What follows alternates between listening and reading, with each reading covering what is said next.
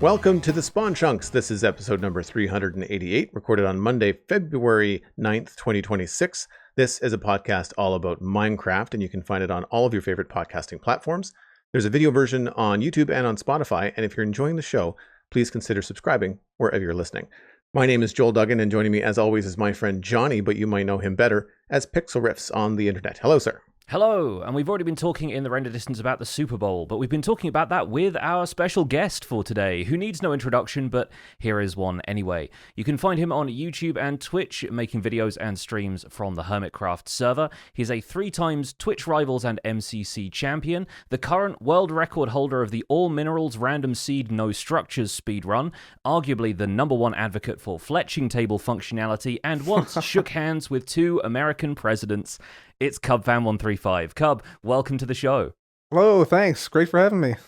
We really appreciate you taking the time. It's going to be a fun conversation for sure. And we do have a few things coming up. We've got overhauled baby mobs, more of them coming from Mojang in this week's Snapshot. And of course, we're going to chat with Cub about life on Hermitcraft, digging deep into overlooked game mechanics and his perspective on the future of Minecraft. Fantastic. Yeah, looking forward to it. Thanks for having me, guys. So normally when we do our quick logins and we have a guest, we do like to invite you to go first. So Cub, what have you been doing in Minecraft this past week? Ooh, so this past week, I've been building a couple farms, building up my base a little bit, and most importantly, I think, preparing for a Nautilus race that I'm organizing on Hermitcraft Season 11. So just been getting that ready, getting a bunch of conduits placed down along the whole river, which the course is going to follow, and trying to figure out, who's building which sections of the race course, making sure everybody's on the same page, stuff like that. I think it's great to see people using the Nautilus for stuff like this as well, because the average survival player isn't going to get a whole lot of mileage, especially in like a single player world, unless you want to build underwater. But I love seeing community projects like this come together. Like if you're getting other builders involved and you're getting people to sign up as racers, so maybe they bring their own Nautilus, maybe they go the extra mile and get like the coral zombie Nautilus. Like I think it's kind of fun that people are finding ways of using these features that are maybe like a little bit off the beaten path, right? Oh yeah, absolutely, yeah. Having the ability to have a little race underwater, without just swimming and having all sorts of obstacles and jumps and introducing some water mechanics into it, perhaps in certain scenarios, some redstone things underwater. It makes it a kind of novel experience, I guess, that you don't normally see, and that the average player might not experience. So I'm looking forward to seeing how we can pull it together coming up later this month. I would imagine some well-timed Nautilus dash or Nautilus and spear lunge combos might be key to like crossing the finish line at just the right time. Oh yeah, I assume so. Yeah. So the way I'm planning to do it right now is I'm going to be building the starting area, and then we're going to have other hermits fill in the sort of the meat of the race, if you will, sort of the mid sections, and we're actually going to have Rendog, I think, make the exit, or not the exit, the finish line area. And I think it'll be interesting to see how each hermit puts their own unique twists on it, what sort of obstacles they build, how they build those, if they incorporate redstone mechanics into that, and how they do the redstone underwater. They might have to do something crazy like use minecarts to, with activator rails to activate things, or something like that to sort of not wash away the redstone, because you can't really use redstone dust underwater. Might have to use powered rails and observers and stuff. So it'll be really interesting. And who knows? Somebody might make something that's like you go out of the water for a little bit. You jump out of the water because you can sort of sprint dash out now a couple blocks. So it'll be very interesting. Yeah. And then the race has like an overland section that's like really slow, and you got to make sure your Nautilus doesn't suffocate.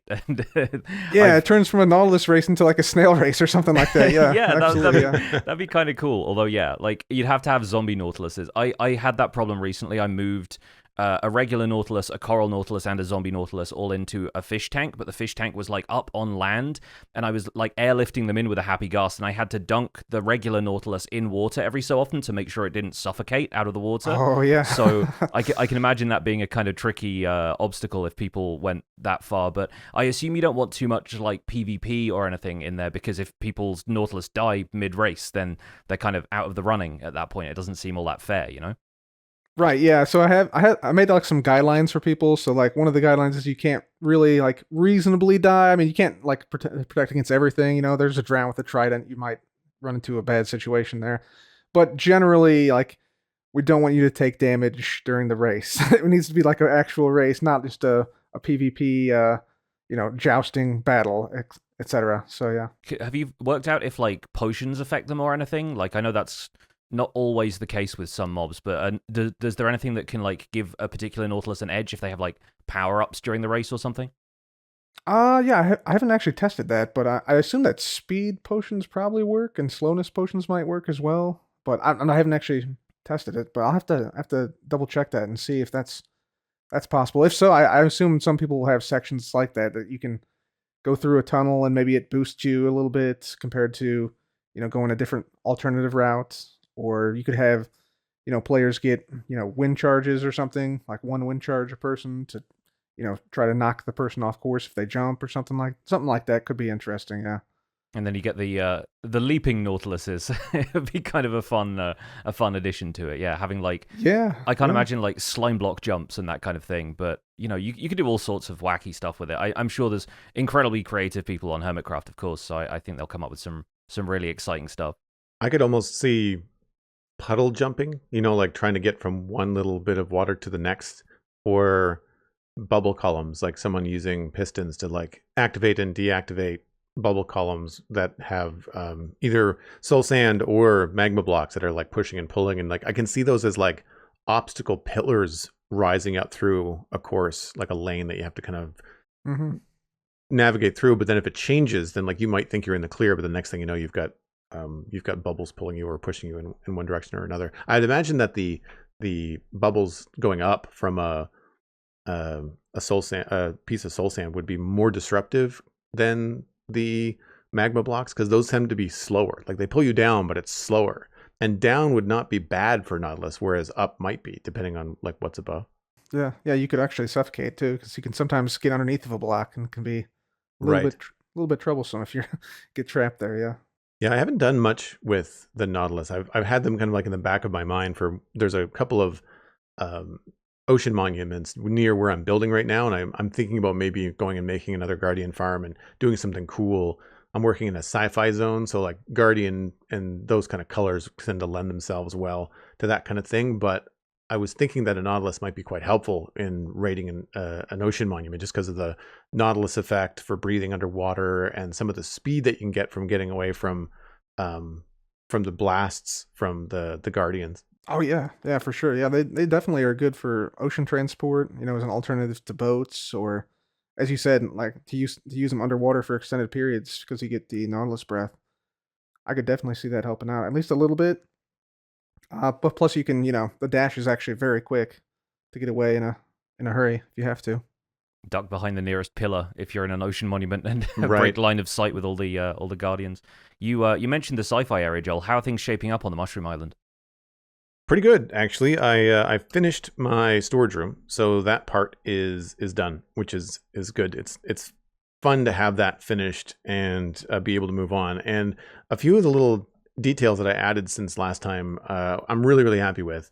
I decided to dye all of the shulker boxes that are displayed in the room the same color, so they're all dark gray. But I'm using the mod that has like the item displayed on the surface of the shulker box, so it's very easy to decide what's in there. And then I've got pistons hiding barrels, so any bulk shulker boxes are kind of hidden behind like a little kiosk thing that has a trapdoor that kind of opens when you step on a pressure plate. And I was trying to figure out the back room because I've designed all these bays, but I didn't have a place for like your anvil and your ender chest and your crafting table. So I decided to make a little room at the end up on a couple of stairs because believe it or not, I started running out of space. And I just didn't like the way that chests or barrels looked in a sci-fi setting. Even with hiding them, it was a little bit cumbersome. So what I ended up doing was stacking crafters facing up. So what you're looking at is the bottom of a crafter. And while there's not a lot of storage in a crafter, there's only 9 slots compared to the 27 in a barrel. With enough crafters, it's the same as having a single barrel. And so actually I've got 9 crafters on either side. So I've got the equivalent of 3 barrels for storing shulker boxes. And you can put shulker boxes in crafters because, of course, you can dye shulker boxes in a crafting interface. So they're able to go in there. You can then you can't really, I didn't put any labels on them because I would have to use, and I could do this, like I could put invisible item frames and stuff up there if I wanted to, but it's just basically for the shulker boxes that I don't use a lot of, or the bulk storage for things like mycelium from the Mushroom Island, my food, rockets, like stuff like that I kind of want handy. And then I attached some stairs and stuff around to kind of decorate them so that they stick out a little bit from the wall. But then I put sticky pistons on the back of the stairs, so when I walk up to the stairs retract and reveal my crafting table, anvil, and ender chest, as well as a stone cutter, and then a couple of extra barrels on the other side. So I really have a lot more storage than I thought I was going to in this area, which is great, because I'm starting to try to figure out like what shulkers are going to be needed. I haven't really decided where everything is going in the storage room. Some of the basics are out there, like stone and quartz and concrete and things that I'm using a lot in the sci-fi area, but other stuff I'm just kind of like leaving out as I need it. So I'm really only filling in these places as I'm like, oh, you know what? I really need a lot of like block X, like say glass, for example. I'll pull that out and leave that on the wall rather than always having it in a barrel hidden away. Because if I'm going to use it on a piece of the project, I might as well have it out. So that's what I was doing for the bulk of the first couple days this week on stream. And then I decided to go to level 3. So this is very much a work in progress. But on the 3rd level of this command center now, I'm trying to figure out how to do these like command observation decks. And I made a decision when I was up there that I wanted to raise the floor, especially closer to the tip of the command wing, because you have such a better view being up higher than one block. When you have like a single block, we'll say railing or windowsill, it's really hard in Minecraft, even when it's a stair, to see over it because it's still a meter deep. And so to be up a little bit higher, it was a much better view. So rather than having it be someplace where I was originally thinking about it like something where people would sit down and I was going to make consoles and stuff like that. But now I'm thinking more a single or maybe a double console in the middle. And then I'm going to spread out the view and have that be kind of like the showcase up top.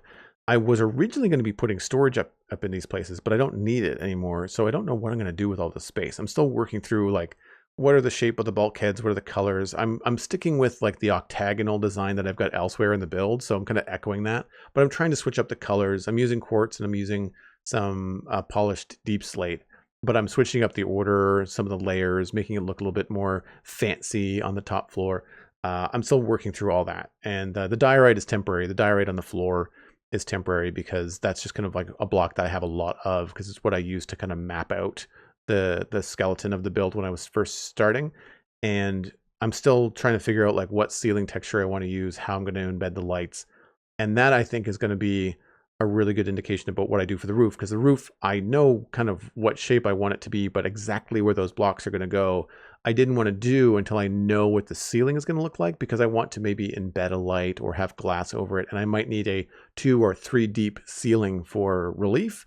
And until I know that, I don't want to start building a giant roof only to have to move it up by like 1 or 2 blocks. So we're kind of in this back and forth phase of like designing the room, but then going to the roof to see how it looks, and then going back inside and seeing like what are the sacrifices I have to make in order for this to look the way that I want from both the inside and the outside. I'm a big fan of what you've done with the storage room. I think Thanks, man. The thing that really sells it for me is the fact that you've got a mod that displays the items in a shulker box on the lid, because not only does that mean the grey shulker boxes inlaid into the side of things have this really bright, colourful icon on them that you can really see what's in each of those, and it feels more like an interface that fits this kind of sci-fi aesthetic that you've got going on.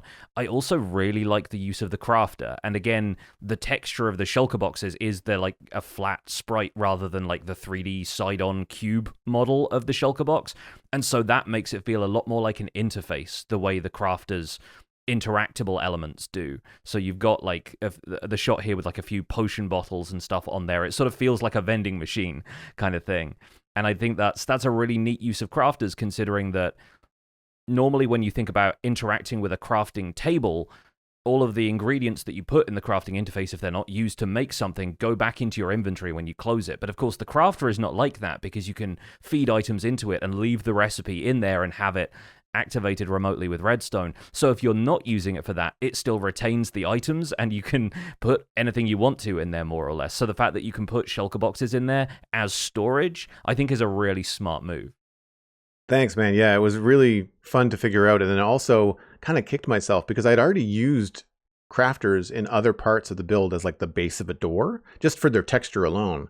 And I spent a good amount of time in the main storage area trying to work out these kiosks where I had hidden a barrel in the wall behind all the shulker boxes. And now I'm thinking, like, I could have just put 3 crafters right there. They would have been a slightly different color, dark gray, but they would have worked. I might even still do it. The downside is that, like, it's a storage thing. Like, how much space do you want? What do you want to put in there? That kind of thing. But what I really like about the crafter, if anybody, especially for people that stream or make any content, if you're really busy and you're going through your storage room really quickly, shulker boxes, chests, and barrels, they all make a noise when you enter them and exit them. And if you go through 4 or 5 of them real quick as you grab a bunch of different items, it feels like an assault on the audio for people that are watching and listening. Crafters are silent. They're just like a crafting table. You open up the crafter, it doesn't make a noise. So you can go in, grab your carrots, put them on the ground. The shulker box will make a noise, as will placing a block. But when you're going through and, like, if you need to go through several crafters to grab several different boxes, there's no noise when you do that. It's just completely silent. So it's almost eerie.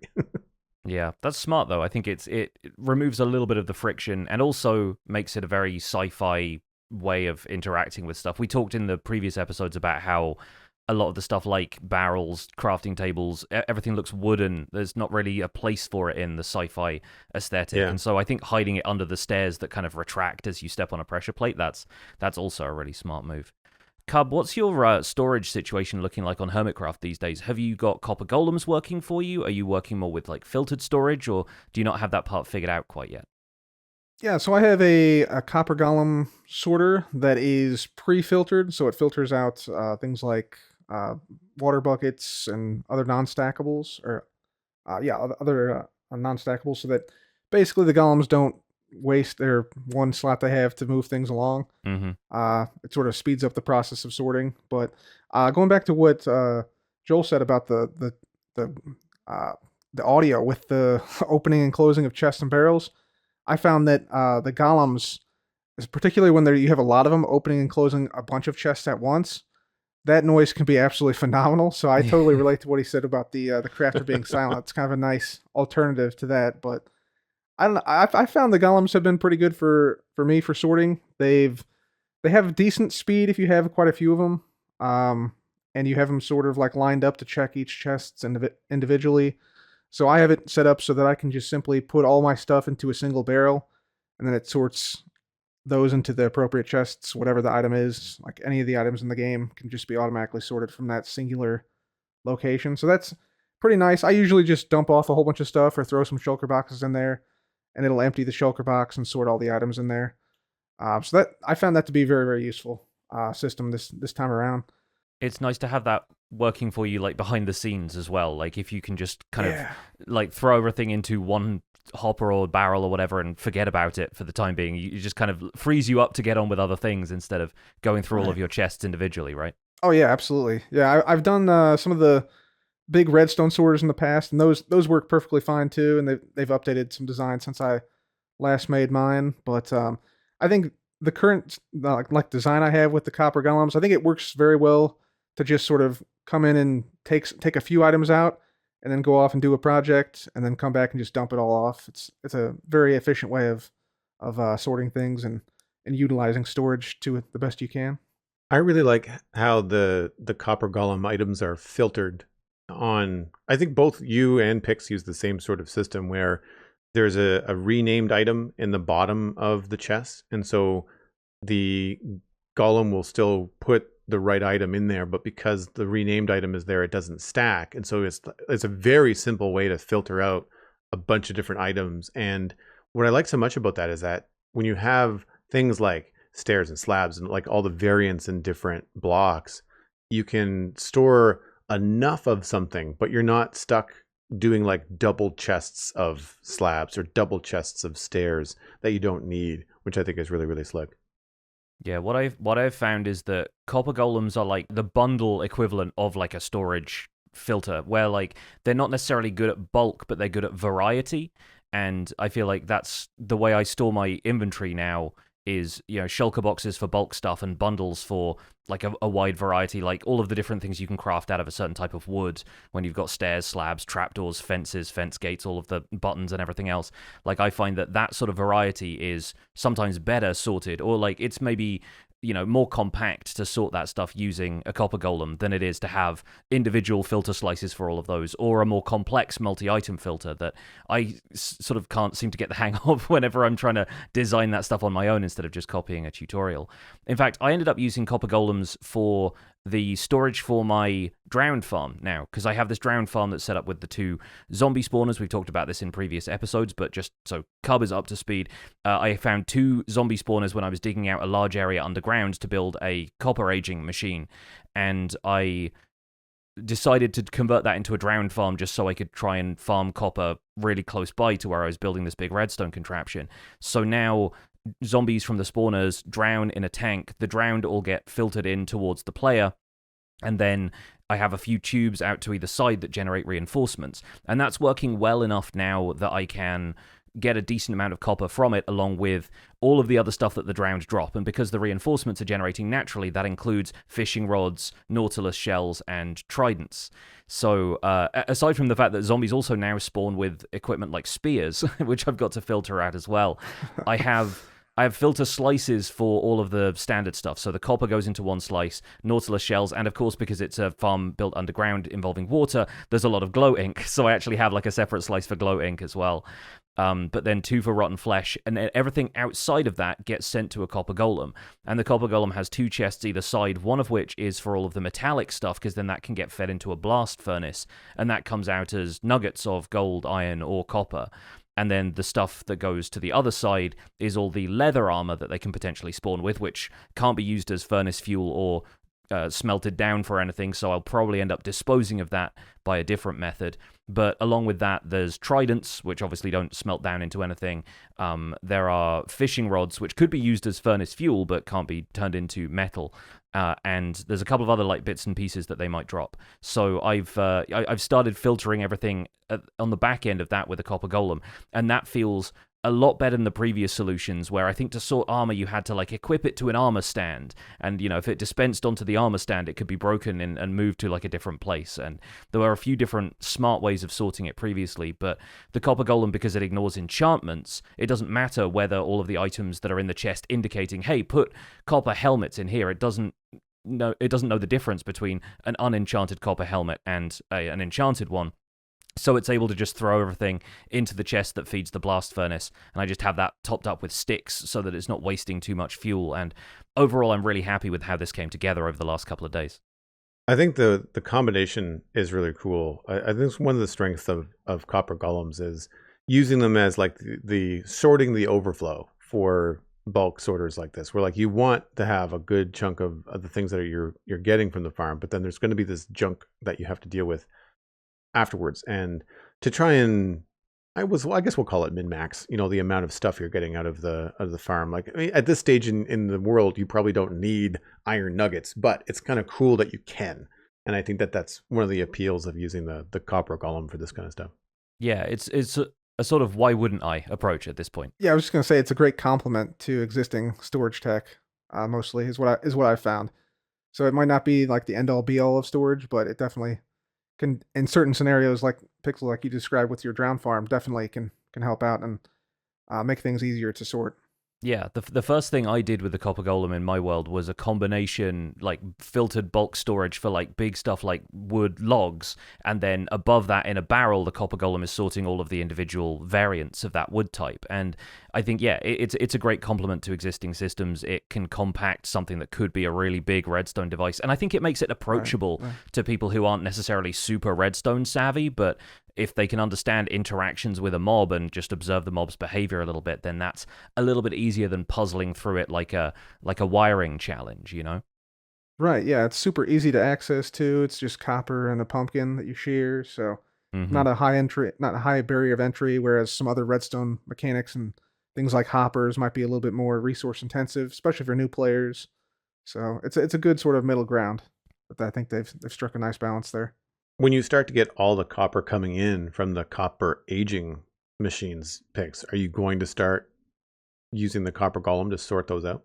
Because it's all solid blocks that are coming out of this thing, I don't have a ton of options Right. for the variants of copper items to age yet. And I have another system in mind for that, because the system I currently have built out requires them to be solid blocks for the sake of passing a redstone current through them. I won't really need copper golems to help me sort it, much as I would love to have copper golems walking around as though they're like maintaining the machine and kind of tinkering with stuff that way. It's not quite going to fit the purpose of the contraption, so I'm hoping that we should be able to find other ways to use them throughout the area, but they're mostly going to be for aesthetic stuff rather than any actual functionality when it comes to the copper aging machine. Moving on into the news this week, we have a new snapshot, Minecraft Java Edition 26.1, Snapshot 6. To quote from the article, "Beware, a pack of 7 floofy and feral baby mobs have taken over the snapshot. These tiny foxes, polar bears, bees, llamas, armadillos, and goats may have snuggly new looks, but might not be as cuddle-friendly or tameable. From the icy tundra to the sandy deserts, few biomes are safe from their cuteness." On a technical front, this week's release is bringing some major changes to the world data format, so make sure to read through all the full changelog notes before upgrading your worlds. Some changes in Snapshot 6: revamped the visuals for more baby mobs.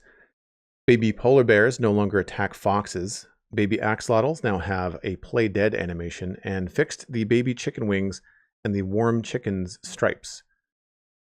The updated models and textures for bees, foxes, goats, camels, armadillos, polar bears, and llamas are in the game. Saddles on baby camels will no longer render, and the camel husk no longer has a baby model. Under UI changes, along with the large changes to the world data format in this release, worlds that need to be upgraded will now show upgrade and play instead of play selected world. The edit world and recreate world buttons are disabled until the world has been upgraded. A new screen has been added to show the progress of upgrading. Another developer note: due to additional risk when upgrading a world, we will be forcing a backup when you load your world for the first time in this snapshot cycle. After upgrading, you will no longer be able to load your world in an older version at all. Some technical changes: the data pack version is now 99, the resource pack version is now 80, and they've added a sound event for baby chicken steps. Under world storage, all default dimensions are now stored in the dimensions subfolder. Data for the overworld has been moved from the root folder to dimensions/Minecraft/overworld. This includes the region, entities, and POI folders, as well as related files out of the data folder. Data for the Nether has been moved from dim-1 to dimensions Minecraft the Nether. Data for the end has been moved from dim1 to dimensions/Minecraft/the end. The top level data folder is now only for data shared across dimensions instead of also for the overworld. Player storage has been moved to the players subdirectory. Advancements is now in players/advancements. Player data is now in players/data, and stats is now in players/stats. The world resource pack, or resources.zip, has been moved to the resource packs subdirectory. Data saved in the data folder is now namespaced. This means that all the data will now be stored in a namespace folder or subfolder in the corresponding data folder. There are a lot of technical details about the changes to world storage, world generation, data storage, as well as block and item tags in the changelog for Snapshot 6 on the Minecraft.net article, which you will find linked in our show notes at thespawnchunks.com. I've already seen people joking that the change to the ends folder, the way it's named and everything, is the end update. And the people were like, "It's finally happened! Yeah, let's go! We've done it!" So yeah, that's the running joke for this week's snapshot. But the other thing I've seen people point out, I think this was IBX Toycat posted this on on Twitter or somewhere on social media, the change that involves baby polar bears no longer attacking foxes was reverted, but the other way on the Bedrock Edition release this week. So baby polar bears now attack foxes in that version, and they were like, make up your minds, which one is it? And it's really odd to me when it feels like they're trying to make parity changes, but the left hand isn't talking to the right hand, and occasionally there's just that one moment where they each make the opposite change on the same week. So yeah, obviously this is a very difficult task of connecting these two teams and making sure they stay up to date with each other. But yeah, I feel like they're not making it. They're making it pretty easy to make fun of them when stuff like that happens, right? Yeah, there's a furious phone call that went back and forth between Stockholm and Redmond at some point in the last week over this change, and then yeah. To have it go the opposite way is kind of funny. I don't know about you guys. I really like the baby mob changes they've done though. Like especially in this week's snapshot, the bees and the armadillos, the goats especially look really cute. The foxes look really cute. We were just talking about the bees last week, weren't we, Joel? About how you can't tell the difference between a regular bee and a baby bee with the texture being the same, because they'll fly close to you and it's like it's rendering them large in your face. But now with the baby bee model, you'll actually be able to tell which ones you want to feed flowers to breed them and which ones are just flying closer to you and are still like in the process of growing up. So I think stuff like that is a great change. I think like the amount they've been able to do with the limited area for texture in a lot of these baby mob models, I think is really cool. I think the fact that they have baby turtles now looking so different from the adults, again, so it doesn't just look like you're looking at the same thing but from further away, that's a great change. And I think, yeah, I'm a big fan of foxes in general. We have foxes who like live in my neighborhood and I see them all the time in my backyard. So like foxes are one of my favorite mobs in Minecraft in general. And so the baby foxes are always going to win cuteness points from me for sure. Yeah, I like the foxes and the armadillos, and the bees look really cute as well. I was joking that they could have gone the chick route, the baby chicken cubes, and done like a little cube bee. It's still a little football shape, but they totally could have gone like a little fuzzball and gotten away with it. But I imagine that would be tricky with stripes. I think that's probably why they ended up having to make it a little bit longer. So yeah, I think a lot of them are working. I do find it a little bit strange that there is a little inconsistency with how cartoonish and Minecrafty they go with some of the babies versus being a little bit more realistic. I think sometimes to the detriment of how cute it could be. The baby camels, llamas, and polar bear cubs that kind of just look like smaller versions of the adults, which I understand that what a baby is. But as far as the cartooniness of Minecraft goes, some of the proportions of the baby animals are a lot more cutesy in terms of like in the same way we think about puppies and kittens, and they've got that with armadillos and foxes. They're very, very cute. Even the bee has got like a lot of cartoon cute features, and the camels and llamas and polar bears do have slightly different models and textures now, but they're not just scaled down, but they do feel just like smaller versions of the adults. And I was thinking about this and I was going like, why is that such a strange thing? And I grabbed a couple images of baby polar bear cubs. And I think one of the things that is a big difference is that baby bears don't yet have that hunch over their shoulders that a lot of adult bears do. And they did remove that in the model, in the snapshot. So the baby bear's head is right on the body. There's not like a second section of the overall torso. However, a lot of bears and baby bears, their heads are held high. Whereas the adult bears are much bigger and their heads tend to be a lot lower to the ground. So if you see a bear kind of coming at you, the head of an adult bear is more in the middle of the body. Whereas the cubs, the heads are a little bit higher. And I mean, full warning to anybody in our live chat, these are cute pictures of cubs. They grow up to the largest and most dangerous like predatory land animal, but they're cute when they're babies. I don't know how big they are. There's nothing really around for reference. They look like they're the size of a medium dog, I guess, in terms of how big the cubs are. But it would be cool if they did something like that with some of the mobs in Minecraft, with like the baby bears maybe being like a little different in terms of their posture.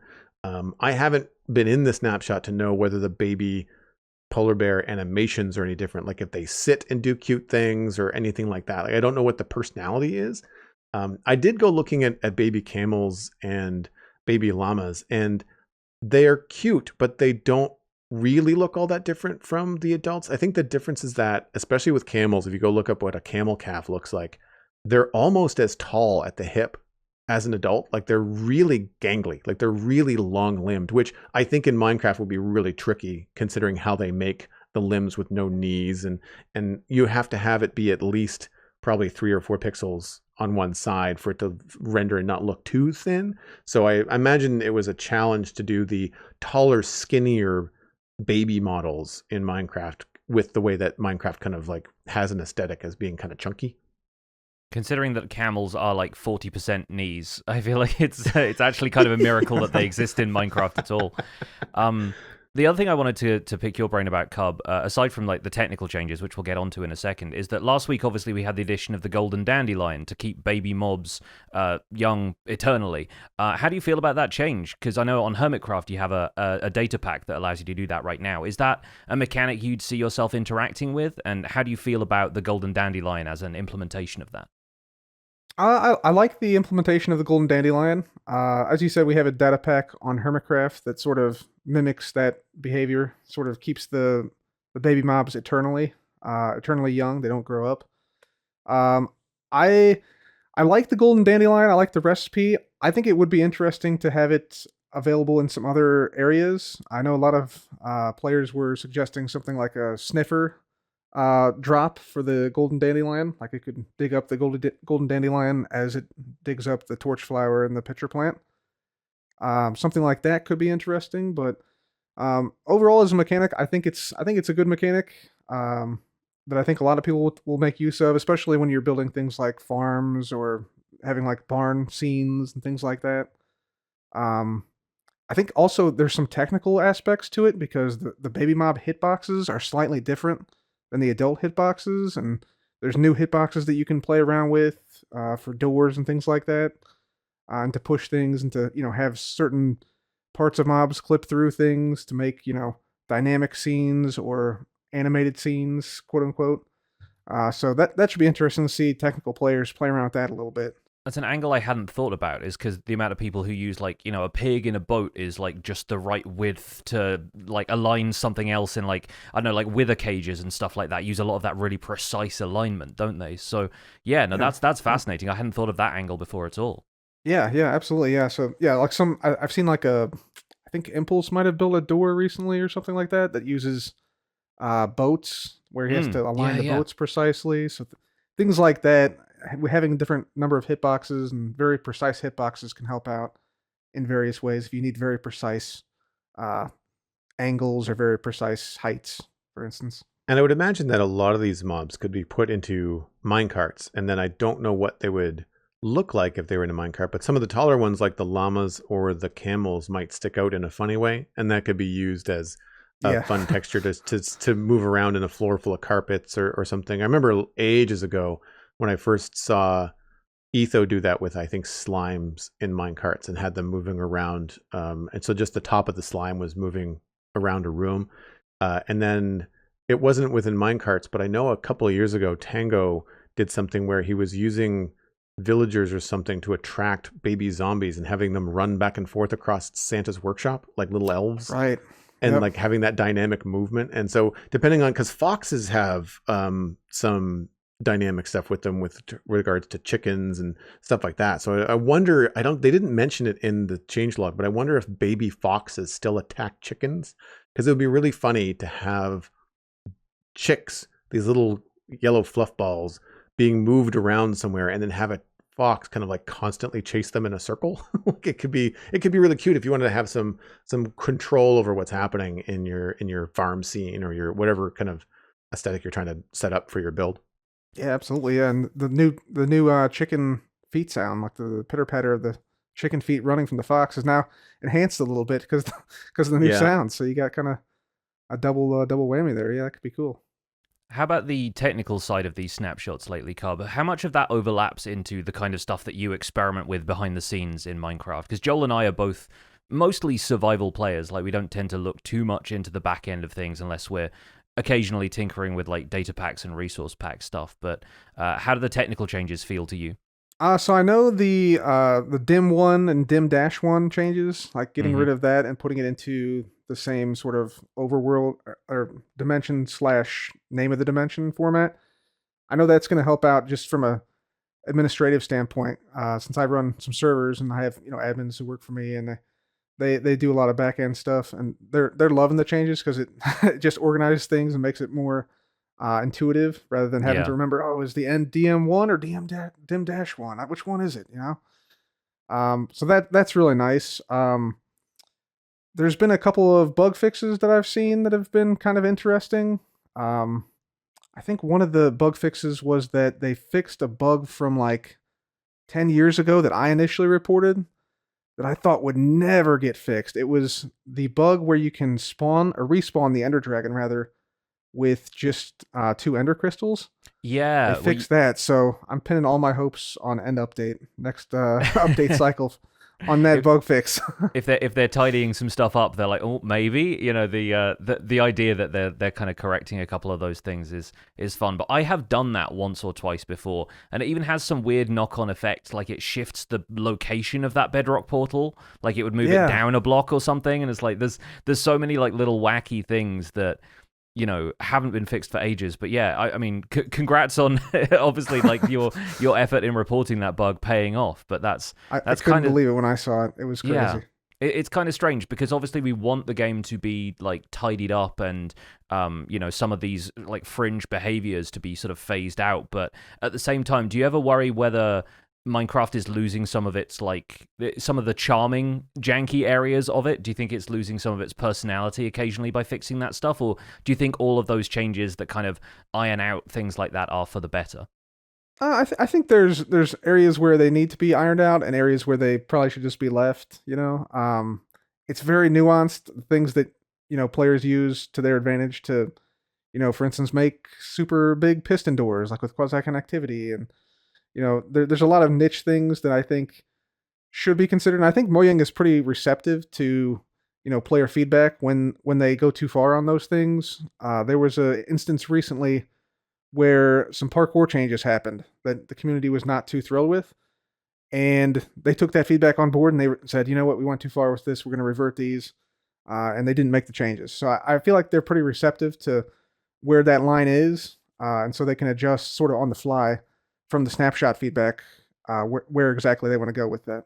Yeah, I think that was the Elytra bunny hopping week, wasn't it? Where everyone was like, "Oh wait, no, I can't like kind of chain jumps together with Elytra anymore." And yeah, it was honestly really nice when they added that back in because I was so used to moving that way just casually that yeah, it felt kind of strange for it to go away all of a sudden.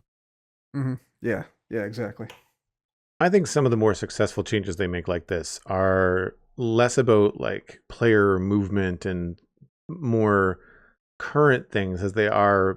If you were a new player to Minecraft today and you witnessed something like the way the block interacts with water or something that is just like, well, that's weird. That's not how I expected it to go. But it's one of those quirky things in Minecraft that people have been dealing with for a really long time. I think those are the things that are a little bit more receptive to change. Like, yeah, there's going to be some naysayers, probably a vocal minority that's like, no, you're changing this quirky thing about Minecraft that makes it Minecraft. Whereas really the motivation there, I think, is to make the game as accessible and clear to new players, because you always want to bring in new players. Otherwise, the game eventually just stops, being played because people just age out.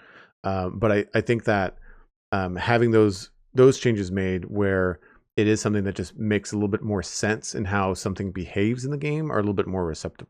Mm-hmm. Yeah. Shall we move on into listener email? We just have the one this week, but that makes sense because we get to spend more time chatting to Cub about everything that he's doing on Hermitcraft. But yeah, should we get on into chunk mail, Joel?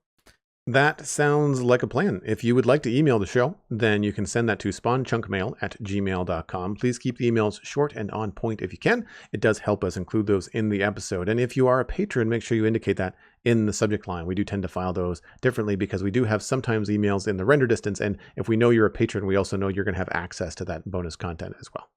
So this email comes in from Buckeye Miner BB with the subject of Tools and Armor Forever Young. I was listening to you talk about the new Golden Dandelion on episode 387, and it got me wondering if that mechanic could apply to tools and armor as well. Perhaps a golden book to reduce the enchantment costs on items that have been repaired multiple times, or new items that you want to max out. What do you think? Do you have any other ideas on how to keep your gear forever young? Buckeye Miner BB died again from exhaustion, thinking about the levels he needed after losing all his gear trying to swim in lava. So I feel like we always have to explain this to new guests on the show. Everyone signs off their emails with death messages when they write into the show. They can get very creative with some of them. So that's clever. Yeah, it's kind of like their way of logging out from the email. But yeah, we've talked a little bit about the golden dandelion already, of course, and I think it's kind of funny that we've got ways to preserve blocks from aging. We've got like waxing copper as a thing, and even like wax can be applied to signs to stop them from being edited as well. We've now got ways to preserve mobs from growing up with golden dandelions. I can see the community now starting to think of like, what other things can we protect from the effects of time? I think quite a popular one is stopping crops from growing so that they can stay aesthetically for like a diorama at like a certain height or a certain growth stage. And I think these ideas are all really inventive. Cub, how do you feel about the notion of reducing enchantment costs and maybe allowing items to have a bit more longevity like that? Yeah, it's an interesting topic. There's certainly a lot that could be done when it comes to that topic. So for instance, I think it gets into like immediately the topic of, mending and how that affects tools and things like that. The Anvil mechanics also come into play there. I would say, like one way you could do it is, I think recently I was playing Hightail and I noticed that they do the tools never break type of mechanic where they just sort of stop working, or they're not quite as quickly as they don't mine as quickly as they used to when they get to no durability left. Something like that could make sense in Minecraft potentially. But yeah, it's a tough topic to discuss because we've had mending being a big thing for so long, and the anvil repair mechanic hasn't really been relevant for a while. You also had Jeb recently on Blue Sky. He had a post that he said that tools should not last forever, effectively, and that mending was sort of a different, at least in his mind, was a different subject altogether. So that was kind of an interesting insight from Jeb on that. But yeah, I don't know. It's a tough topic.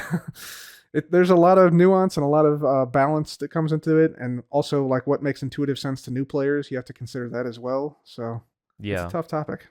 I think mending might be the final step we take in this direction because, it feels like the durability of tools and losing them when they break has been such a core part of Minecraft for a while, and it really varies depending on the renewability of stuff because you look at, like, Elytra, there is precedent for an item in the game that you don't lose it when it runs out of durability, right? Your wings just break and then you can keep them and you can mend them very easily, but it's just a matter of, like, what happens when you fall out of the sky is the most concerning thing.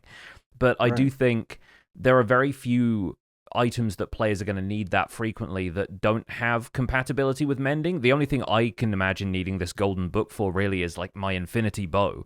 And at this stage, it's easy enough for me to create a new one once the old one is no longer repairable, once the anvil cost becomes too high. So I think for a certain type of player, it makes enough sense to just go with mending everything, but more casually for newer players who don't necessarily know about mending as a mechanic, how much of that stuff feels too obscure so that it helps to have a more approachable method to play around with that stuff. I think that's really what's up for debate here is mending a broad enough mechanic, or should there be more ways of approaching the same problem that way? Yeah, I agree with both of you on the mending thing. And one of the things that I thought was interesting about Buckeye's email was that they went into the golden magic thing that you mentioned last week, Pix, which is that gold in the game tends to have more magical properties in terms of the things that you can do with it. And so a golden book does make sense. I don't know if this is the right implementation of a golden book, but I like the idea, as you even just mentioned a couple of minutes ago, of being able to keep crops from growing up. But hitting wheat with a golden dandelion doesn't make a lot of sense. I'm not even sure that feeding a golden dandelion to pigs makes a lot of sense either, in terms of like having it be accessible for new players. Because as of yet, I'm sure it's coming, but as of yet, we don't have an achievement or advancement in the game for keeping babies young to let players know that they can actually do that. I do like the idea of something being able to keep crops from growing. Golden book wouldn't be a bad idea in terms of like you're kind of waving a golden book, casting a spell, doing something in that regard. Um, I mean, we already have a golden hoe, but that works the same way the regular hoe does. So, in a weird way, the golden weapons that you have don't really have any other magical properties other than keeping you safe when you're in the Nether if you've got a golden piece of armor on from the piglins. Yeah, it's an interesting idea. I know that Buckeye also was focusing on the repair or the enchantment costs of repairing, and I don't really run into that too much as an endgame player. I can usually find the costs to handle it, but I think bow is a good example. But I do think that sometimes when you're combining books or combining different tools, sometimes the enchantment costs just get really, really large to the point where it becomes a problem if you were a newer player. And I'm wondering if there's anything that could be done with gold to either revamp enchanting or like push the cost of enchanting down somehow. So like combining or repairing a diamond pickaxe, instead of using another diamond pickaxe, what if you used a golden pickaxe to then repair it? And it would cost less to do that. Because golden pickaxes are really not that useful other than just, yes, you can make them, but like they're not durable in a way. And I don't know of any other real use for them in the game. Cub, when you've looked at mechanics like Anvil repairs in the past, like have you come up with anything else that could be like a sideways move from this? Anything that you think could work around Anvil enchanting? Do you think the cap that's there is really necessary at this point, or do you have other opinions about the way repair costs end up? As far as the Anvil repair cost, I don't really think it's truly necessary because most times you're repairing if you do have to go above a certain level, you usually have an XP farm at that point. I think it's the level's 39 levels. I think is the cap now. So. Yeah, I don't think that's really necessary. I think that probably the way I would see, like let's say they make the tools so that they can't break. For instance, let's say they change mending, right? So that instead of repairing with XP, mending makes it so that you can repair it at a future point in an anvil. They could make it, for instance, that you just have to have one material to repair the pickaxe instead of like 3 or 4 that it costs now, which is primarily why people don't necessarily use the anvil repair mechanic much now, because plus you have the repair cost that adds on. But if the cap were removed and you had, just like a single diamond would repair your pickaxe fully, then people I could see use that mechanic, and it could be quite accessible to like newer players, for instance. Mm-hmm. So yeah, I don't know. It's a tough question though. I mean, I think whatever they do, people will complain about it. Yeah. To be honest, but yeah, it's an interesting topic to think about. That's Jeb's law, isn't it? Like every change breaks somebody else's workflow. I'm pretty sure that's the way people usually shape it up. Well, once again, thank you for the email, Buckeye Miner BB. There's definitely a lot of food for thought there, and I imagine we're not the only ones out there thinking about it. So, as usual, if you want to continue the discussion from an email you've heard on the show, write in at spawnchunkmail@gmail.com, and I'm sure we can pick this up again on a later edition of the show. And now it is time to sit down and have a chat with Cubfan about Hermitcraft projects, about favorite aspects of the game, things that he might like to see improved. But first, you probably know Cub from Hermitcraft. There's other things that we'll talk about here as well. But happy Hermitcraft anniversary, Cub. You've been on I almost called it Kermitcraft. You've been on Hermitcraft for 10 years this month. That's incredible.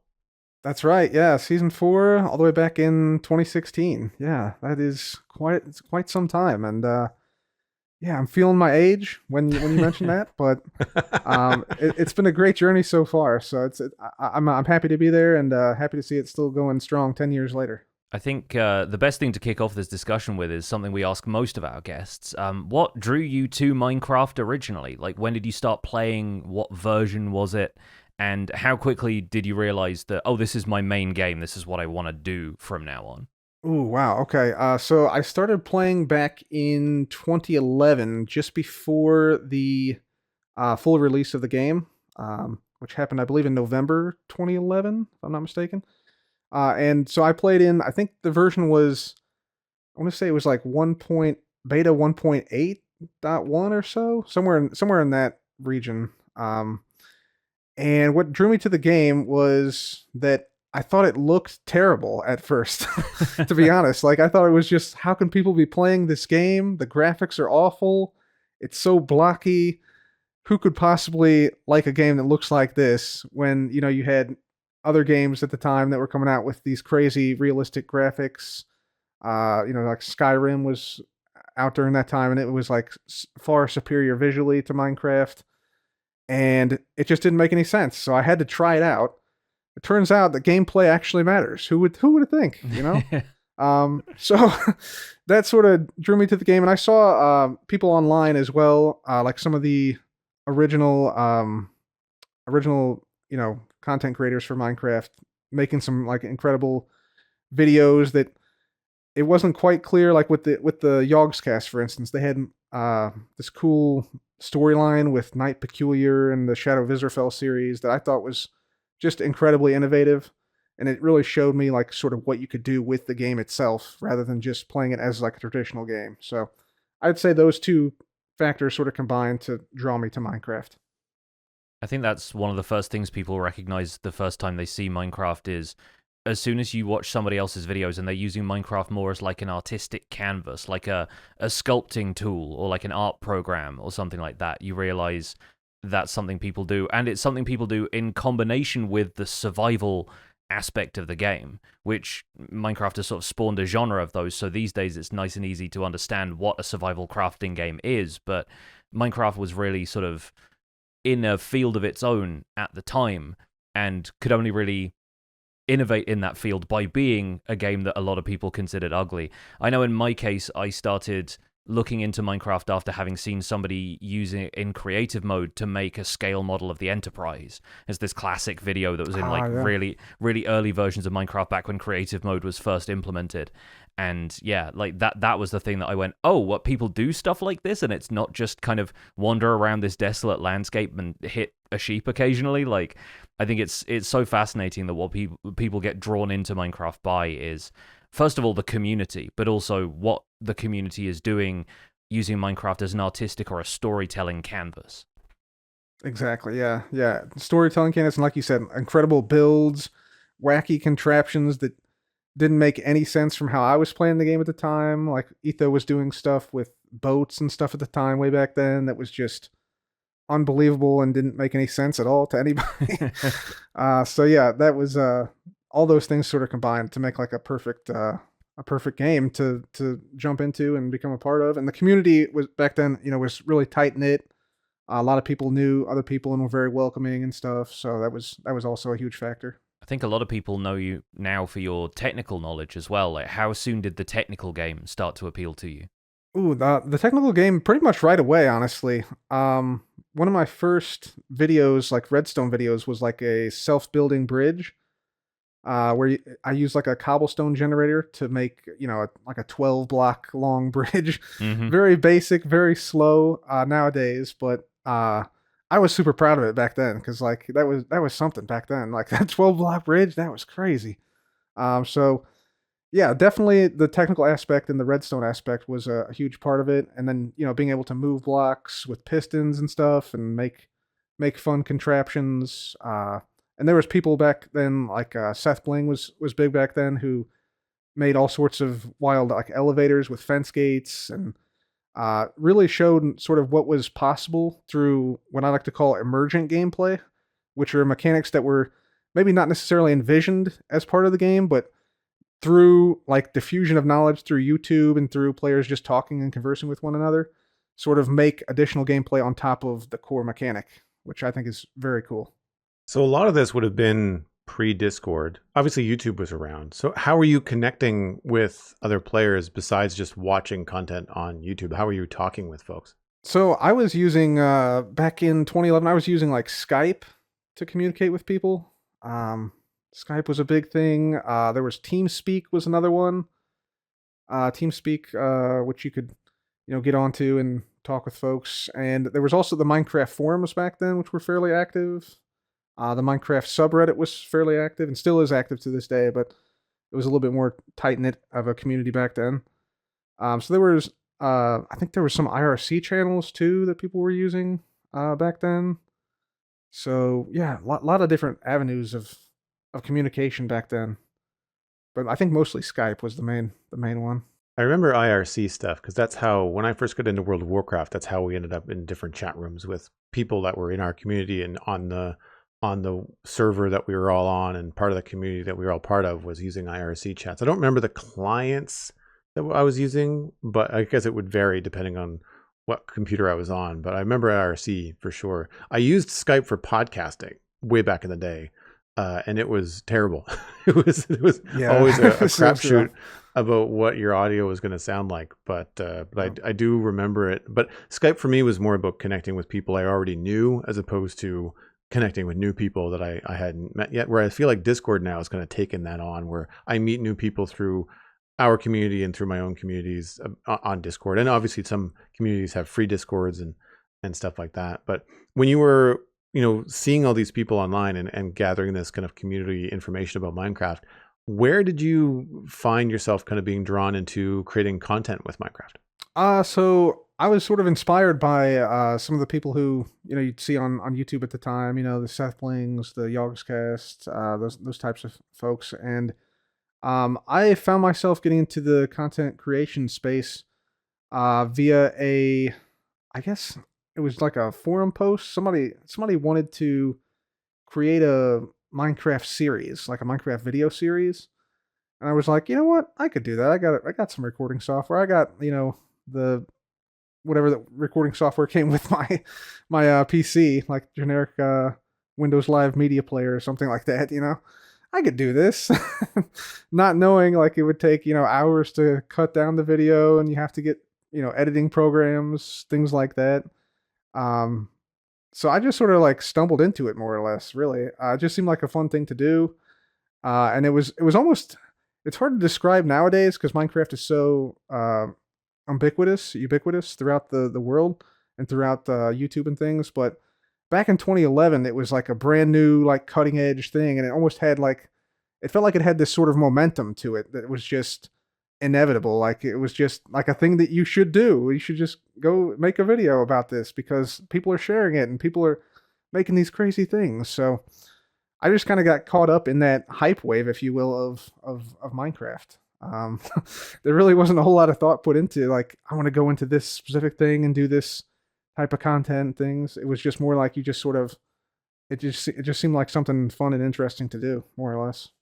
I'm only familiar with your work from Hermitcraft season 4 on. I think that's about the time that I started following Hermitcraft as well. Did you have like multiple other projects or content creation series before Hermitcraft? Like how did you go from like just being inspired to create content to being invited onto Hermitcraft? Back in 2011 or so, I was just basically making short videos about Minecraft, just a single player series, and eventually that series sort of started to gain a little bit of a following.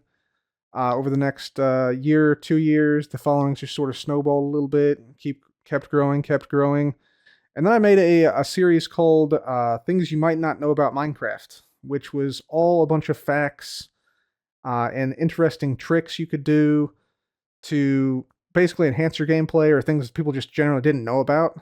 And that series really took off. From that point on, after that series took off, then the Let's Play series and the survival aspects of my channel, that sort of took off from there. And then a couple years more down the road, I started getting invited to different servers, and eventually, made contact with, Asuma and Tango and Impulse and those folks, and got to know them. And yeah, then eventually was invited to Hermitcraft in 2016. And the rest is sort of history from there.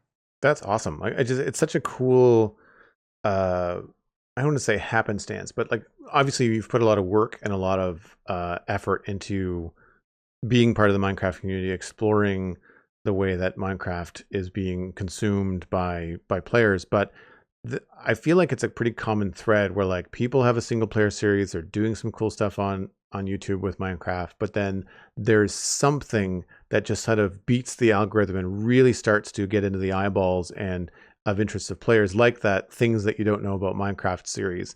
And then once they get to know you there, then I find that the Minecraft audience is a completionist heavy audience. We're like, well, wait a minute. I like this series by Cub. What else has he done? And then that starts to really expand, your eyeballs on all of the other content that you had available.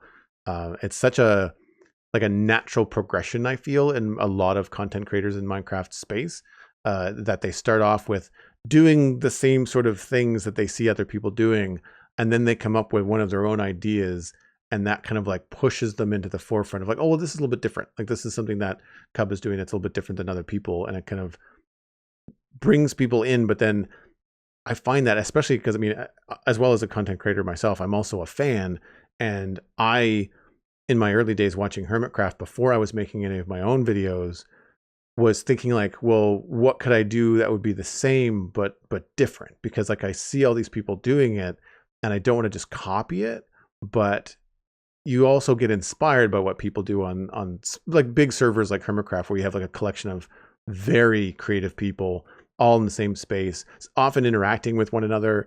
Like I always enjoy the videos where you're like doing a co-video with like Scar or B-dubs or something. There's always some sort of fun camaraderie or mischief that happens, and it's such a natural thing. It's sort of like, well, we've been talking a lot about D&D on the show and in the render distance lately, and there's a lot of yes and I feel that happens on the Hermitcraft server. Like, obviously you guys are friends, you've known each other for a while, so you kind of get the vibe of what everybody's like, and you know what toes not to step on and how to be courteous. But there's just a lot of like, you're going to blow up bridges this week, and there's always someone that's like, yeah, let's go do that. It's not that's a dumb idea. It's like, absolutely, that sounds crazy and fun and wild. Let's stop what I'm doing and go do that. And it's such a great example, I think, to set for younger content creators that are struggling with what to do. And it's just like, just do whatever comes naturally. And if you're on a server, just do what other people are doing. Go along for the ride and kind of see where it takes you, as opposed to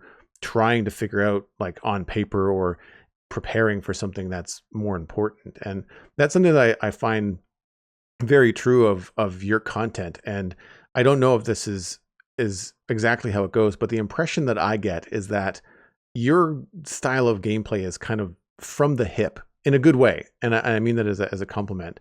How much do you plan before diving into building or ambitious projects, or even like a new season of Hermitcraft? Because the new season of Hermitcraft is only a couple months old at this point. Do you have a lot of time prepping, or do you kind of go into Minecraft with that kind of from the hip mentality? You have to do some prep, I would say.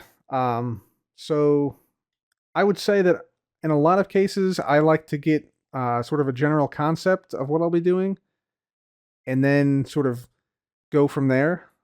So for instance, just to use like a past example of a build I built a game called Total Chaos in season 9 of Hermitcraft. The premise of the game was to make the most chaotic game in survival Minecraft ever, at least in my opinion.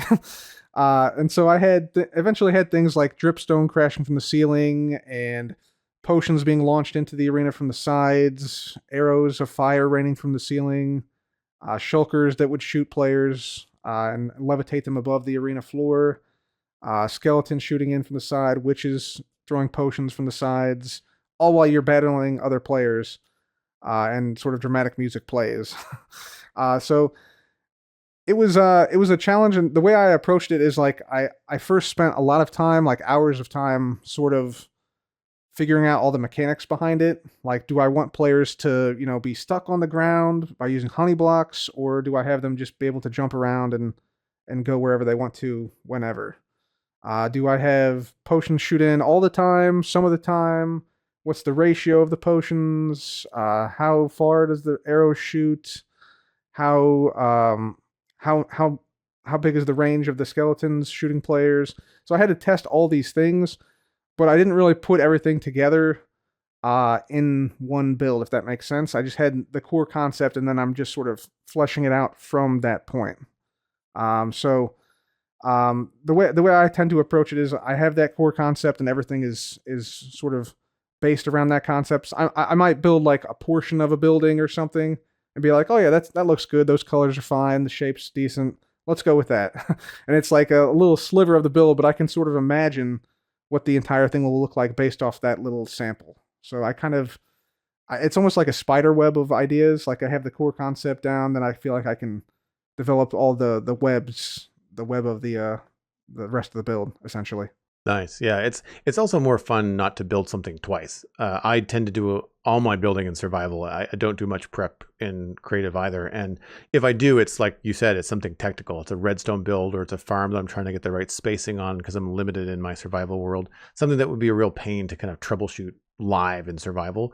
But I find that the process of being able to envision something, like you said, build a slice of it or a section of it just to kind of get the block palette down and then kind of like go with how it's going to flow in the survival world. But I imagine like those technical builds that you do, like the level of game mechanics that you dig into on your builds on Hermitcraft, and I don't want to say exploit, I want to say showcase or really kind of bring to the surface that would be to most people either something they don't know about or something that wouldn't affect the average gameplay, and you have a way to turn it into something like, no, you have to deal with this now, or you have to deal with all of these at once in the case of your chaos arena. Or I really, I also liked, this was Gasketball, was that you last year, I think? Yeah. Gasketball is another good example of that. Yeah. I thought that was really funny because I was like, oh, man, like how is this going to work? Like this is going to be so slow piloting, ghasts around. But instead, you use them as like moving platforms, kind of like in a Mario platformer game a lot of the time. And again, it was very chaotic. Like it wasn't as slow paced as one would imagine on paper when you think about how the happy ghasts were moving around and being used by players. Yeah, exactly. So like the same thing with that. Like the core concept was, basketball and Minecraft. How do you make that with the happy gas? Because now you can jump across them, and so then you add in, oh well, we need a scoreboard, and we need, we need a let's say a bell to ring at the quarters and the halftime, and we need potions to make it so that you don't fall to your demise every time you try and make a jump and miss. And so it's just coming up with the core concept, and then just basically fleshing out all the details as much as you possibly can from there. I think you can draw a direct line from what Joel was saying about like finding these sort of more overlooked mechanics from your original sort of series of, here are some facts you might not know about Minecraft, to what I think of as like the core of your gameplay on Hermitcraft, and like one of the major things you bring to the table is these like overlooked features that players don't always interact with in depth. Like you're already a champion of like fireworks and stuff like that, which are mechanics that these days a lot of survival players don't interact with unless they're using them for Elytra flight, right? And I think Skulk is kind of a similar thing where you've gone like all in on Skulk for a couple of different seasons. I want to know what draws you to those features. Like, do you feel like they're overlooked and need a bit more airtime? Do they like appeal to you on like a mechanical level, or is it just that nobody else is doing anything with them, and so you sort of think, oh, that can be my niche this season? Yeah, it's kind of a little bit of column A, a little bit of column B. I would say that I do think that a lot of those mechanics are very interesting, and they are sort of overlooked. But at the same time, I feel like you can develop a story and develop a fun concept around anything in Minecraft, whether it be a block or something that happened in your series previously. I think utilizing those and showcasing how people can use them is very important, and I try to do that as much as possible. And you're right, I pride myself on the niche stuff because that's areas where people haven't really explored a whole lot at times, and so exploring those and fleshing those out and showing like, oh no, this thing can be used for a cool thing. It's just very specific and it has to be done in a very certain way. That's something I really enjoy in the game, and showing people what's possible there. You really seem to have a brain for it as well. Just the fact that you brought up like the hitbox size of the baby mobs and stuff shows that like your mind is already thinking about like, how can I use this next thing in a really cool way? I'm wondering if there are any like overlooked features that you'd like to deep dive in future, but you haven't gotten around to yet. Let's see. I think there's a lot, like the Ender Pearl teleportation and stuff. I've done a little bit of that recently on Hermitcraft. That's something I think that can really be utilized well. I think people are utilizing it well now. But there's recently been like a discovery that I showcased on Hermitcraft, found by someone else. But they discovered that you can use lodestones and lodestone compasses to teleport vast differences using copper golems, which I thought was pretty cool. So things like that. I think ender pearls are one. Anything regarding mechanics, like movement mechanics. So for instance, with spears, I think there's a lot that can be done with that. So things like that, I think, have a lot of potential for showcasing and like niche stuff in the future that people have yet to discover and unlock, basically.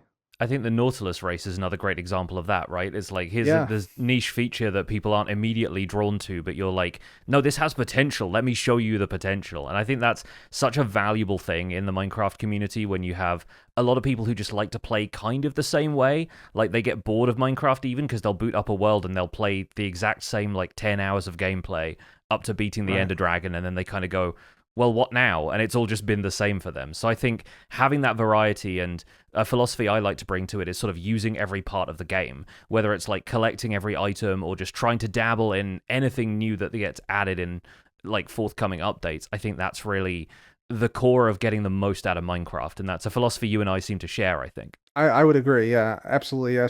Exploring the game to its fullest is definitely something that, you and I both, I think, share quite a bit, Pix. So yeah, absolutely. I think one of the other things that you push to the limit is the scale of some of the projects that you take on, whether it's a mechanic that you're exploring or whether it's a build effect, like creating a galaxy or a room that looks like space.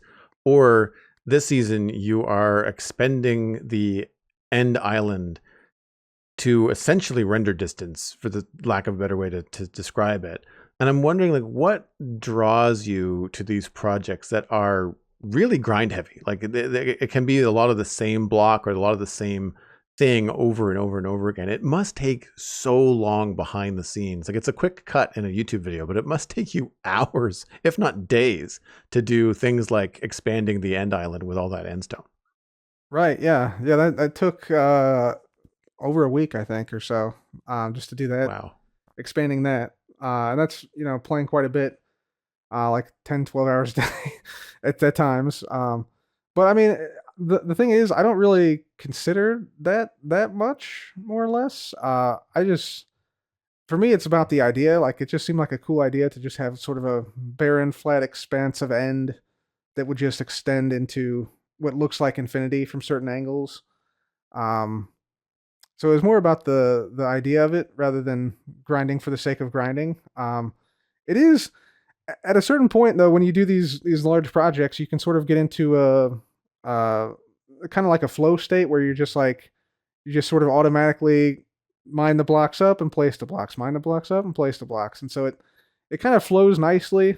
You can just sort of enjoy playing the game for a while without having to worry about too much about recording and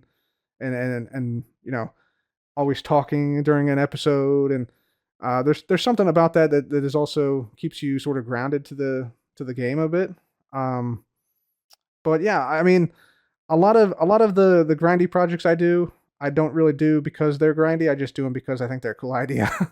And I'll do a little bit of math just to make sure it's actually possible beforehand. Like, oh, it's going to be roughly 50 hours to do this, or roughly 100 hours to do this, or whatever it is, just to make sure I'm not like spending ages on it. But yeah, in general, I just send it pretty much. That's pretty much all I can say. Yeah. I mean, and that's smart too, to look into like roughly how long is this going to take. And if the idea is cool enough, then the time involved will be worth putting in given the effect or the end result.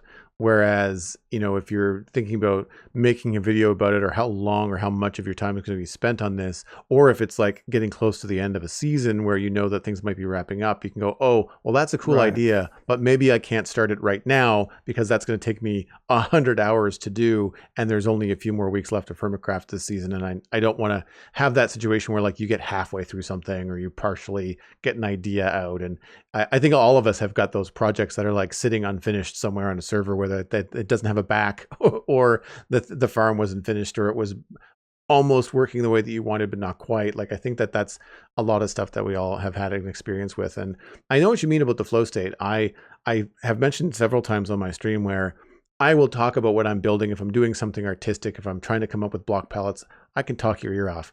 But if I start mining out a lot of blocks, like a lot of mycelium, a lot of stone for a mine, whatever, I somehow lose the ability to speak. Like there's nothing to really talk about. You're just kind of mining blocks. And it does bring me back to early days in the game. I think a lot of people can speak to that. When you're doing a project, we were removing a lot of material from the game. It reminds you of the first few times you've played Minecraft, because there wasn't anything else to do, because you didn't know there was anything else to do other than like, well, I guess I just dig a hole, or I mine this out, or move this over here. And I think it's one of the things about Minecraft that is constantly reminding you that it is the core mechanic of the game. And even though you think you're doing these cool artistic things, you're still essentially just kind of moving blocks from one place to the other in the game, which I find really, really interesting.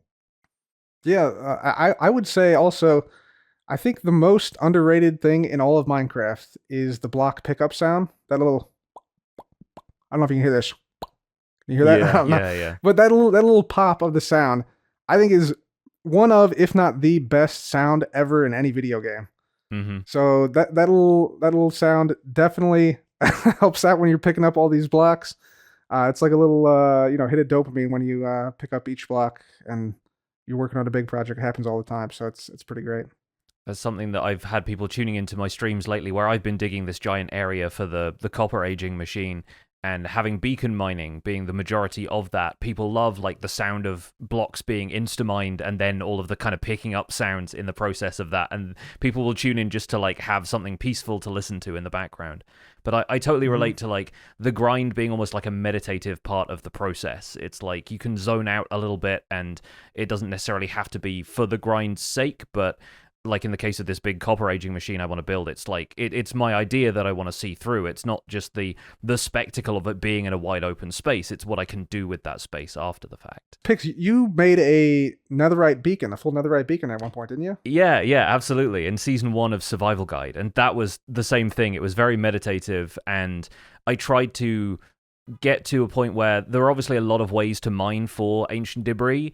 And mining with TNT, the way I was doing it, is not necessarily the most effective. It sort of varies depending on how lucky you get finding certain things. And I know you've done pretty extensive research into this. You've like tested it and kind of done like empirical scientific method on like how best to uncover the stuff. But I just found the way that was going to be easiest for me to do kind of on autopilot.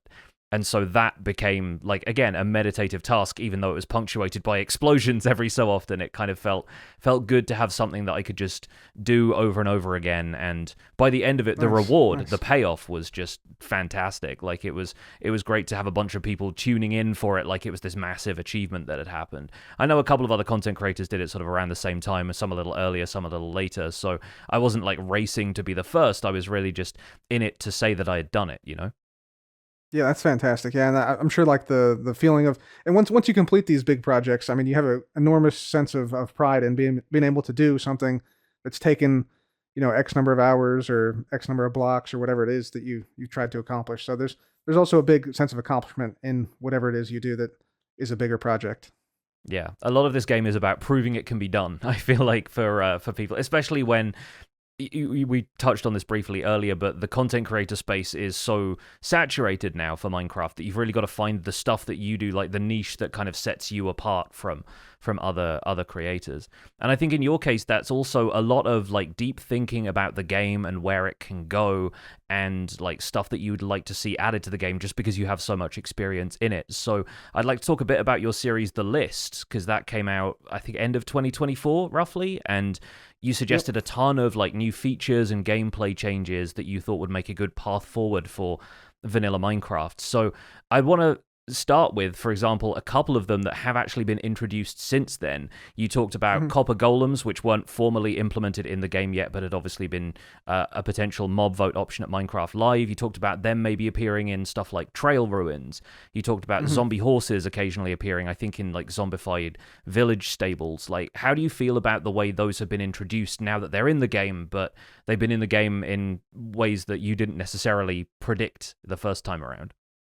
Yeah, so I will say I really like the copper golems, the way they've been implemented. I think it's much more accessible the way they've been implemented in the actual game, where they have the copper copper block and the pumpkin being sheared on to make the golem itself. I still think it would have been nice to have them in the trail ruins, just to have something additionally in the trail ruins to attract people to those areas, because I don't think the trail ruins are not necessarily that well visited. I don't feel by most players. I would agree. Just because, they have some good stuff. They have some some trims and some music discs and things, but having sort of a mob that anchored it that you could find would have been, I think, phenomenal. The zombie horses, again, love the zombie horses. Think those are really well implemented. I think the one thing, and I passed this on to the development team in a private Discord, but I thought it would be cool if they were a little bit quicker at night than traditional horses. Like maybe they, instead of going, maybe they had a doubling of speed at night or something like that, rather than, just having them only burn during the day without armor on. But I mean, I think overall they did a pretty good job of it. I think it's cool with the spear riding zombies that they're sort of riding on horseback. Those can present kind of a challenge to players now, which is kind of cool. But yeah, I mean, the list itself is it's more of an idea of what could be rather than what necessarily the developers want to put in. So, I'm not expecting them to put in every single one of the ideas, but I think generally, with those two ideas, they sort of nailed the most important parts of those mobs. Sure, yeah. Like, when I was watching through a couple of them, the one that really stuck out to me was such a simple idea, but glow berries giving you a glowing effect when you eat them was something that I was like, that would be a cinch to implement. It's probably something you could do very easily with a data pack, but if you give players that glowing effect, it's useful for like navigating in caves. If you're like co-caving with somebody and you lose track of somebody, they just eat a glowberry and suddenly their outline appears through the wall and you can see much more easily where they are. Like the little kind of almost quality of life things like that I don't think we've had touched on the show before or like suggested, but there are such like inventive like nuggets of ideas like that I think are almost like a missed opportunity from the development team to implement something really simple like that when they introduce something like glowberries. And I was wondering if you had to pick like a handful of ideas from the list, are there any others that you feel like really strongly about? I would really love to see the rules around foliage placement relaxed slightly. So, for instance, mushrooms being able to be placed only on certain blocks. I think they should be able to be placed on almost any block would be nice. Even in daylight. Shearing grass and being able to place grass on like stone, for instance, would be nice. Or any natural block, really. Things like that. Things like, let's say, in the brewing stand. Like a recipe book in the brewing stand would be super nice to, not have to look up brewing stand recipes on the wiki all the time. The enormous like flow chart that's on the Minecraft wiki of like how you brew everything, yeah. Exactly, yeah. Yeah, so stuff like that I think is easy to implement. I know that a lot of people like the idea of like banners, having the patterns on banners, if you could make that invisible somehow. Or, have it glow by adding glowing to banners and having the design that you add on to the banners glow could be interesting. Let's see what else. I'm trying to think back to some of the other ideas. There's a few more controversial ones on there as well. Like, you're pretty outspoken about thinking the Nether roof is kind of overpowered as a mechanic, and obviously being a parity issue for Bedrock Edition players, but like you'd rather that we stay confined to the Nether cavern rather than having, the kind of glitchy access to the Nether roof that Java players sometimes take for granted at this point. Yeah, I'm a big fan because it's kind of a ready-made perimeter up there for people to just build farms, and also allows for easy transport and things. Like, honestly, I just want to see more of the Nether. Like, people experience more of the Nether because it's meant to be sort of a dangerous, dimension with all sorts of, ghasts and hoglins and things all over the place. But people don't really experience that because they just go to the roof of the Nether. So I'm not a fan of the Nether roof. I know they've recently said in an interview, Jeb said that they still consider it a bug. So I'm still holding out hope that they might just axe it, but we'll see. I think there will be people complaining, but they get over it because, you can still make a perimeter in the normal Nether. It just takes a little more time. And, do we really need all that gold? I mean, come on. There's so much gold up there that's being mined. It's crazy. I think it does take away a little bit from the value of the bastions and the gold you can mine in the Nether itself, and in the mesas too, to get more gold if you need it. But yeah, we'll see. We'll see. I think it's been really fun seeing Hermitcraft build the Nether hub in the Nether cavern this season, and that's not necessarily to do with any dislike of the Nether roof. It's much more about world downloads being available for Bedrock Edition players by the end of the season, and if the Nether hub is built above the Nether roof, then that's a part that Bedrock players get erased from their world download before it gets distributed to them. So not only can they not experience like a really cool piece of, building and art, like BOO's Nether hub last season was fantastic, but then the lack of navigational aids to find everyone's bases in the world download is another factor of that. So I think it's neat to see people thinking inside the box for once instead of outside the box, Right, yeah, exactly, yeah. One of the things that I know I've heard you say before is more control for endgame players. Hermitcraft gets to endgame quite quickly usually. I've been on a server for 8 years now, and I always like the things that you have said about, I think it was beacons was the mechanic you wanted to expand to try and control light levels and mob spawning. Because even as endgame players, like you're always trying to figure out like, how can I keep zombies and skeletons and creepers from like spawning in the middle of my stuff? When I've been dealing with this the entire time, you feel like at a certain level, you might need more control. I've ended up building on a mushroom island for that reason, to try and give myself more creative control on the surface. But with big swings like that, are there any mechanics in Minecraft that you feel are outdated that you would like to see brought up to speed for like a 2026 video game mentality? I think in general, just adding existing functionality to existing blocks is a good sort of core to start from. Like, for instance, being able to place some decorative items like empty glass bottles or bottles with potions in them, like in the world physically, would be a kind of interesting change that a lot of players would support. So like glass bottles, you pretty much use them only for potions and maybe ominous bottles and stuff, but that's pretty much it. So adding them, like if you could shift right click, for instance, on the ground to place them onto, the floor, or, add them to, let's say, add them as decor and like to make like a laboratory or something like that. That could really add a lot of functionality to just a glass bottle effectively.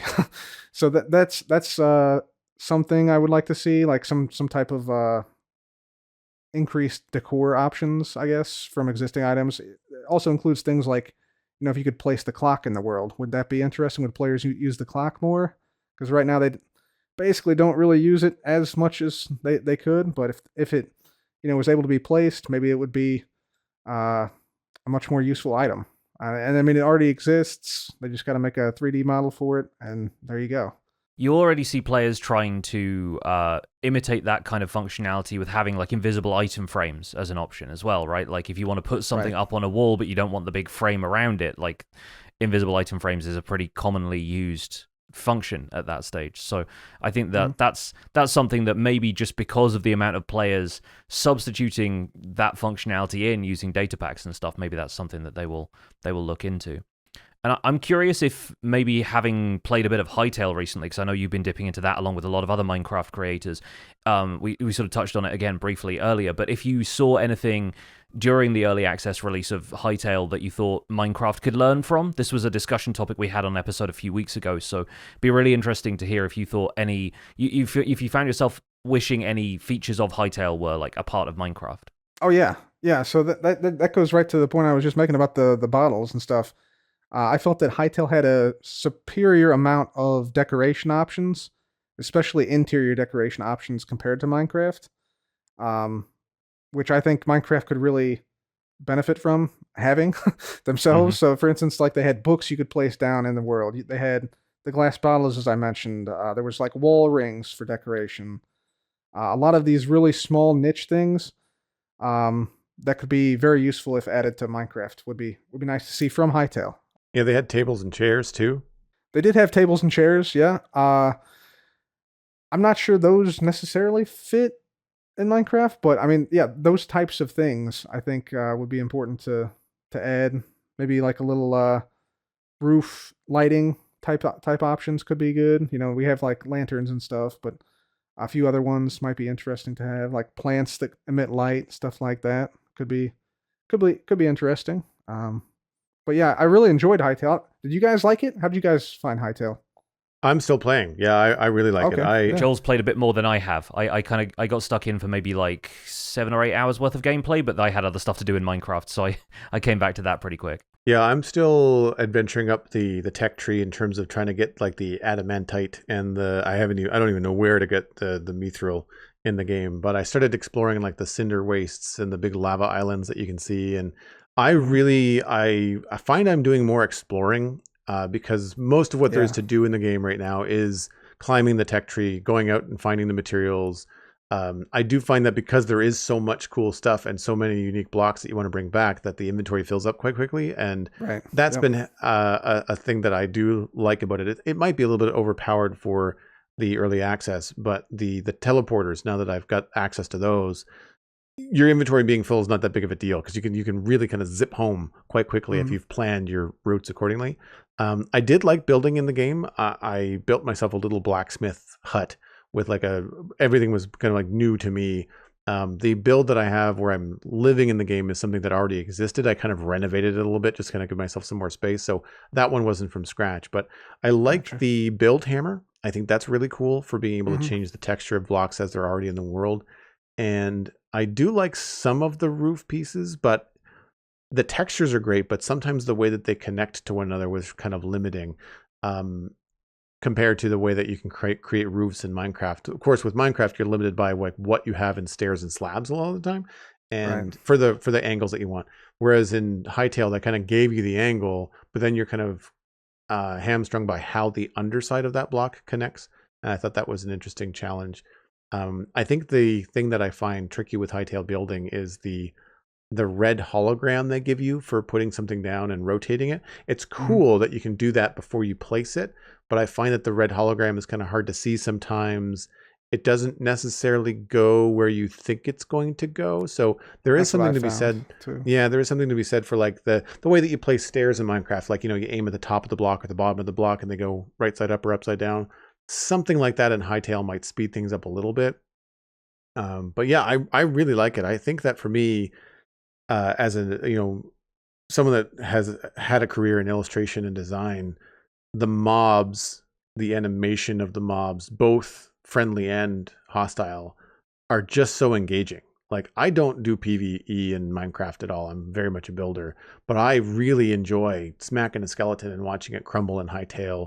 I really enjoy coming around a corner and getting spooked by a bear that is 4 times my size and aggressively chasing me. Like, there's some aspects of the game in terms of mob behavior and animation that I find really engaging about Hightail. Yeah, I agree with a lot of what you said there. Yeah, I think the exploration aspect of Hightail was also quite good. It felt like there was always something to find around the next hill, around the next mountain, in the next dungeon, etc. So the biomes are hyper diverse. Oh yeah, absolutely. Definitely something that Minecraft could use more of, some interesting dungeons and things like that. Yeah, I agree.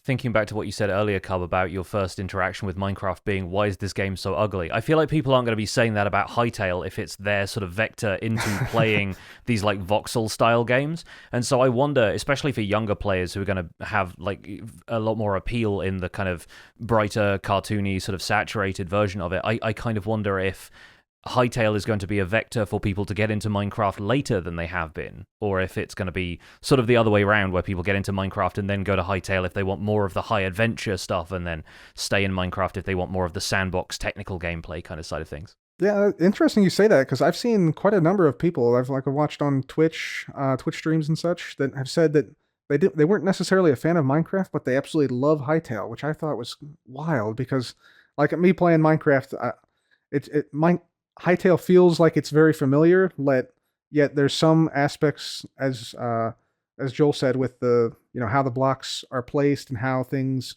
connect to one another, that are quite different and are sort of shocking if you've played Minecraft. So yeah, that's very interesting to see. It very well might be that Hightail sort of acts as like a complement to Minecraft or an alternative to Minecraft for people that want a slightly different or refined gameplay experience. Maybe with more options or more color, as you said, more vibrancy to the world, more of an exploration feel than regular Minecraft. But yeah, I'm not sure how it's gonna end up, and what how Hightail will develop. I guess will sort of determine that, I assume. I've seen some tweets from Simon at Hypixel talking about potential automation coming to the game in one form or another. So it'll be really interesting to see if they bring that and remove some of the grind from Hightail for players that really like that kind of stuff. I think they'll have a broad appeal. Like you'll have the adventurers, you'll have the builders, and if you can bring in the technical people, like you kind of got this trifecta of what people enjoy about Minecraft on a broad spectrum, and to have it also available on Hightail. Yeah, absolutely. Yeah. Well, I think that's a great point for us to wrap up our conversation here. Looking forward to future adventures in both Minecraft and Hightail. So, folks, thank you so much for listening to this episode of The Spawn Chunks. And Cub, thank you so much for joining us on today's episode. Where can our listeners go if they want to see more of you and what you do?